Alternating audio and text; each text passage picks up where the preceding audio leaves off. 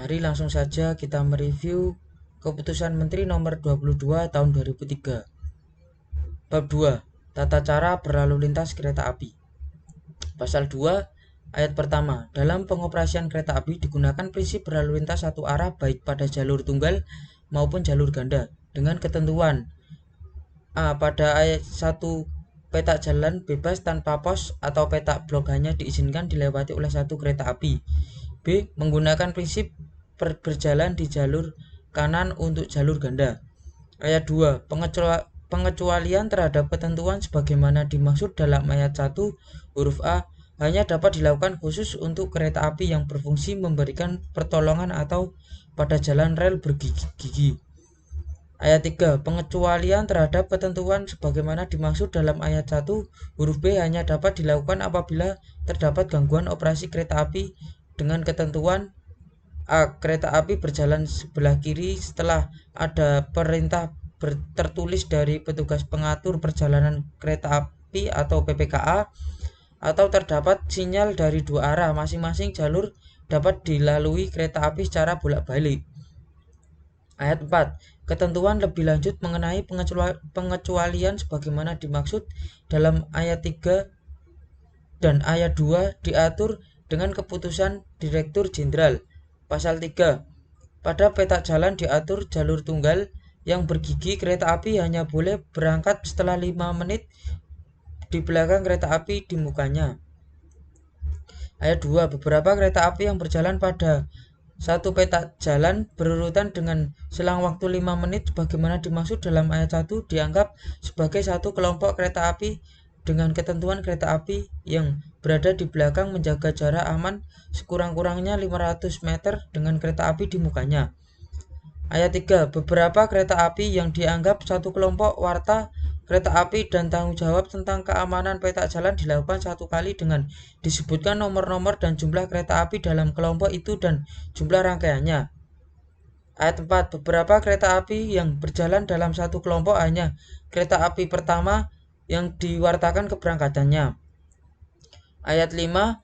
Apabila salah satu kereta api dalam kelompok ini terlambat lebih dari 10 menit, maka keterlambatan tersebut harus dikabarkan oleh PPKA atau PPKD atau PPKT di stasiun tempat permulaan terjadi keterlambatan kepada semua stasiun di jalur rel bergigi yang akan dilalui kereta api tersebut. Ayat 6. Apabila terjadi keterlambatan sebagaimana dimaksud dalam ayat 5 dan tidak diketahui keberadaan kereta api tersebut, harus dikirimkan terlebih dahulu kabar sementara tentang besarnya waktu keterlambatan menurut tafsiran.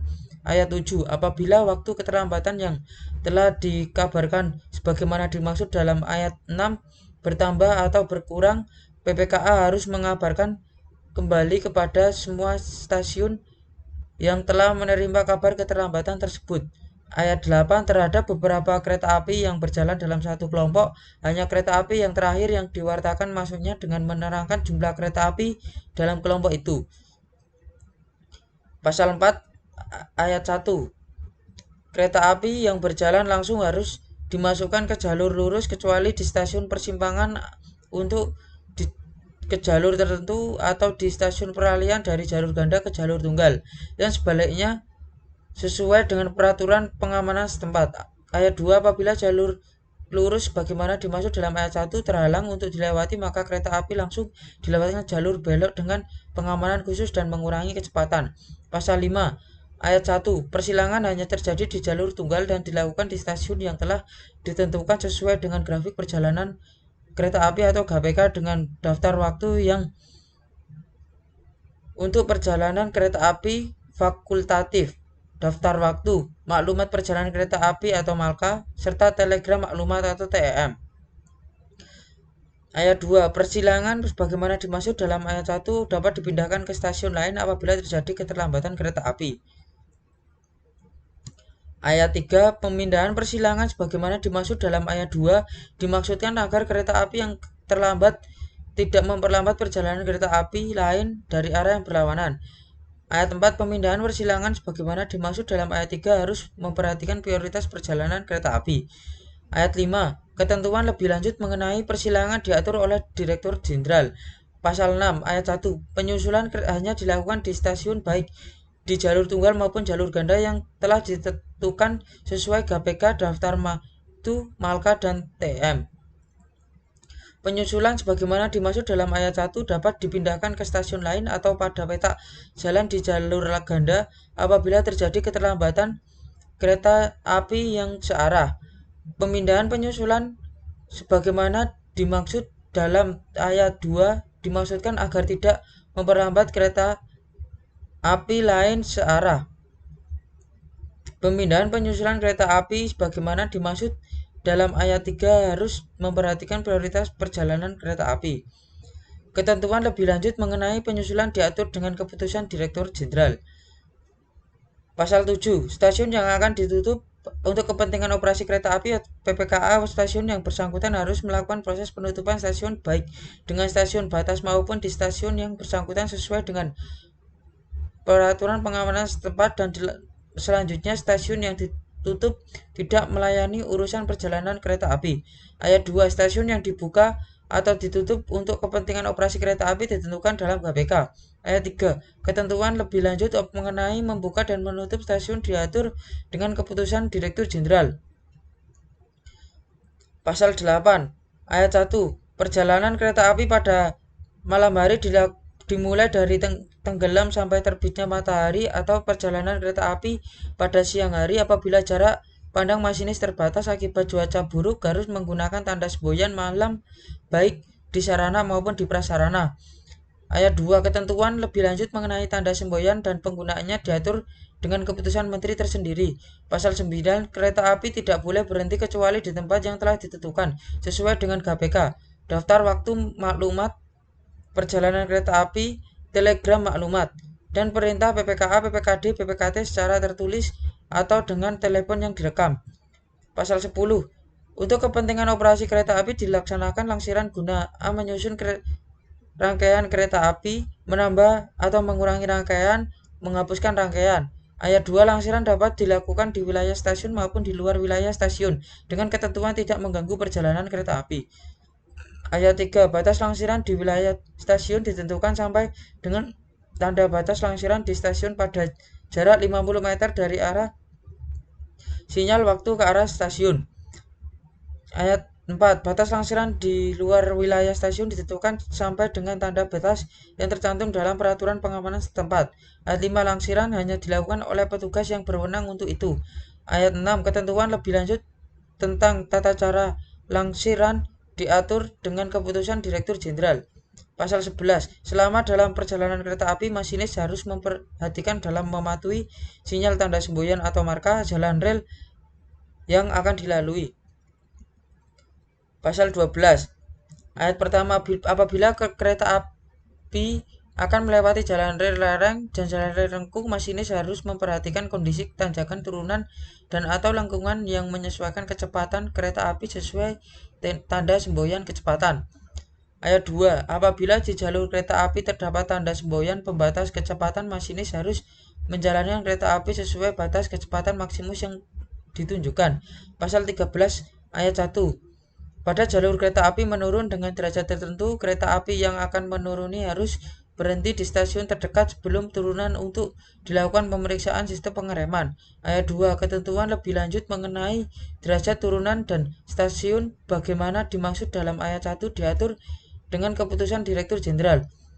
Pasal 13 ayat 1. Pengoperasian kereta api dilakukan oleh awak kereta api yang memiliki kualifikasi dan keahlian dalam pengoperasian kereta api. Ayat 2. Awak kereta api sebagaimana dimaksud dalam ayat 1 sekurang-kurangnya masinis, kondektur, teknisi.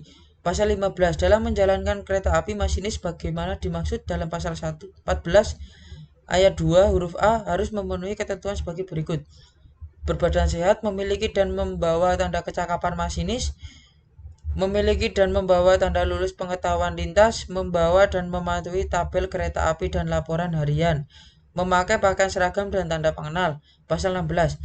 Dalam melaksanakan tugasnya di kereta api, kondektur sebagaimana dimaksud pada pasal 14 ayat 2 huruf B harus memenuhi ketentuan sebagai berikut. Berbadan sehat, memiliki dan membawa tanda pengenal, tanda kecakapan kondektur yang masih berlaku. Memiliki dan membawa tanda lulus pengetahuan pertolongan pertama pada kecelakaan, membawa dan mengisi laporan perjalanan kereta api, memakai pakaian seragam dan tanda pengenal. Pasal 17. Perjalanan kereta api dipimpin oleh seorang kondektur pemimpin. Pasal 18. Dalam melaksanakan tugasnya di kereta api, teknisi kereta api sebagaimana dimaksud pada pasal 14 ayat 2 huruf C harus memenuhi ketentuan sebagai berikut. Berbadan sehat, membawa dan memiliki tanda kecakapan teknisi sesuai bidangnya, memakai pakaian seragam dan tanda pengenal. Bab 3. Kecepatan dan frekuensi kereta api. Pasal 19. Penentuan batas kecepatan operasi kereta api harus didasarkan kelas jalur kereta api, kemampuan sarana kereta api. Ayat 2. Kecepatan maksimum yang diizinkan ditentukan berdasarkan kecepatan terendah antara kecepatan kelas jalur dan sarana kereta api sebagaimana dimaksud dalam ayat 1.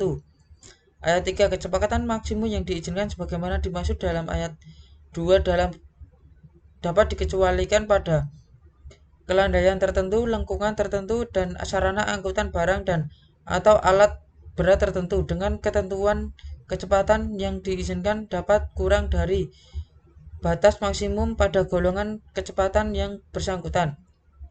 Ayat 4. Ketentuan lebih lanjut mengenai kecepatan maksimum yang diizinkan sebagaimana dimaksud dalam ayat 2 dan kelandaian tertentu serta lengkung tertentu dan sarana angkutan barang dan atau alat berat tertentu sebagaimana dimaksud dalam ayat 3 diatur dengan keputusan Direktur Jenderal. Pasal 20 ayat 1. Untuk kepentingan pengoperasian kereta api dan menjamin keselamatan perjalanan kereta api pada setiap lintas ditentukan frekuensi perjalanan kereta api yang berdasarkan pada kapasitas lintas dengan mempertimbangkan kemampuan jenis sinyal, prinsip berlalu lintas satu arah perjalanan untuk jalur tunggal maupun jalur ganda, jalak peta jalan atau peta blok yang bersangkutan, kecepatan kereta api. Ayat 2. Berdasarkan pertimbangan sebagaimana dimaksud dalam ayat 1, frekuensi perjalanan kereta api digolongkan dalam frekuensi rendah ialah maksimum 2 kereta api tiap jam, frekuensi sedang ialah 3 sampai 5 kereta api tiap jam, frekuensi tinggi ialah 6 atau lebih kereta api tiap jam. Ayat 3. Ketentuan lebih lanjut mengenai frekuensi perjalanan kereta api sebagaimana dimaksud dalam ayat 1 ditetapkan oleh Direktur Jenderal. Pasal 21. Kemampuan jenis sinyal sebagaimana dimaksud dalam pasal 20 ayat 1 huruf A ditentukan oleh jenis sinyal yang terpasang yang digolongkan dalam sinyal mekanik dengan blok elektromekanik, sinyal listrik. Pasal 22. Kemampuan jenis sinyal sebagaimana dimaksud dalam pasal 21 digunakan jenis sinyal mekanik untuk frekuensi rendah, sinyal mekanik dengan blok elektromekanik untuk frekuensi sedang, sinyal listrik untuk frekuensi tinggi. Pengoperasian sistem persinyalan sebagaimana dimaksud dalam ayat 1 dilakukan sesuai dengan jenis sinyal dan karakteristik rata-rata waktu perjalanan di stasiun atau di pos setiap kereta api. Ayat 3. Ketentuan lebih lanjut mengenai peralatan persinyalan dan telekomunikasi diatur tersendiri dengan keputusan Menteri. Bab 4. Perjalanan kereta api. Bagian pertama pengaturan pasal 23. Pengaturan perjalanan kereta api meliputi kegiatan penyusunan garis besar perjalanan kereta api, pembuatan rencana perjalanan kereta api, pembuatan GPK, penambahan dan pengurangan perjalanan GPK, penentuan kereta api yang jalan, pembatalan dan pengumuman perjalanan kereta api. Pasal 24. Penyusunan garis besar perjalanan kereta api sebagaimana dimaksud dalam pasal 23 huruf A merupakan penyusunan garis besar rencana operasi kereta api tentang jenis, jumlah, jadwal, dan rangkaian kereta api yang akan dijalankan di lintas yang bersangkutan sesuai dengan kebutuhan angkutan. Garis besar perjalanan kereta api sebagaimana dimaksud dalam ayat 1 disusun oleh badan penyelenggara. Garis besar perjalanan kereta api sebagaimana dimaksud dalam ayat 1 dapat dibantu kembali dengan ketentuan keterlambatan kereta api rata-rata, tidak ada kesesuaian antara GPK dengan kebutuhan, perubahan kondisi prasarana, sarana, dan sumber daya manusia. Pasal 25. Berdasarkan garis besar perjalanan kereta api sebagaimana dimaksud dalam pasal 24. Badan penyelenggara membuat rencana perjalanan kereta api bagaimana dimaksud dalam pasal 23 huruf B, meliputi membuat rencana rinci tentang jenis, jumlah, dan rangkaian kereta api, membuat rencana perjalanan kereta api untuk menampung kebutuhan angkutan yang berjadwal dalam KPK, rencana perjalanan kereta api sebagaimana dimaksud dalam ayat 1 disampaikan kepada Direktur Jenderal selambat-lambatnya 2 bulan sebelum konsep KPK disampaikan kepada Direktur Jenderal. Pasal 26. Pembuatan KPK sebagaimana dimaksud pada pasal 23 huruf C merupakan pekerjaan menggambar perjalanan kereta api di dalam diagram. Pekerjaan menggambar perjalanan kereta api di dalam diagram sebagaimana dimaksud dalam ayat 1 dalam bentuk gambar kurva perjalanan kereta api yang menunjukkan gerak perjalanan kereta api pada setiap lokasi dan waktu. Ayat 3. Waktu perjalanan tempuh kereta api antara dua stasiun sudah menampung toleransi waktu toleransi sesuai dengan karakteristik perjalanan dan sifat pelayanan kereta api dengan ketentuan sebanyak-banyaknya 20% dari jumlah waktu perjalanan maksimum. Ayat 4. Badan penyelenggara menyusun konsep KPK berdasarkan rencana perjalanan kereta api sebagaimana dimaksud dalam pasal 25 untuk perjalanan kereta api selama 1 tahun. Pasal 27. Pembuatan KPK sebagaimana dimaksud dalam pasal 26 dilakukan dengan tahapan sebagai berikut. Badan penyelenggara terlebih dahulu membuat konsep KPK. Konsep KPK sebagaimana dimaksud huruf A dikirimkan kepada semua pejabat yang terkait langsung dengan operasi kereta api di lintas yang bersangkutan. 2. Direktur Jenderal.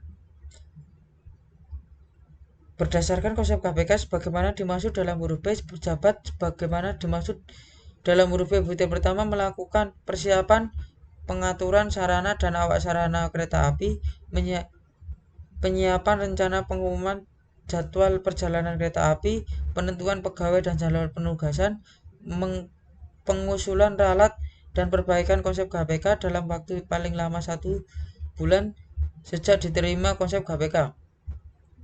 D. Berdasarkan konsep KPK sebagaimana dimaksud dalam huruf B, pejabat sebagaimana dimaksud dalam huruf B butir 2 melakukan evaluasi terhadap konsep KPK meliputi komposisi pelayanan angkutan penumpang kelas ekonomi dan ekonomi, waktu tempuh perjalanan kereta api, terpenuhinya pelayanan angkutan kereta api pada jaringan lintas yang secara makroekonomi lebih efisien dilayani dengan kereta api, perencanaan komposisi pembagian angkutan dengan moda darat lainnya, keterpaduan intra dan antar moda transportasi. Berdasarkan evaluasi sebagaimana dimaksud dalam huruf D, Direktur Jenderal menetapkan KPK paling lambat 1 bulan sejak diterima secara lengkap dari badan penyelenggara. Apabila dalam waktu 1 bulan sebagaimana dimaksud dalam huruf E, Direktur Jenderal belum menetapkan KPK, maka digunakan KPK yang diusulkan oleh badan penyelenggara. Badan penyelenggara mencetak KPK yang telah ditetapkan oleh Direktur Jenderal. Sekian review dari saya. Semoga bermanfaat. Terima kasih. Wassalamualaikum warahmatullahi wabarakatuh.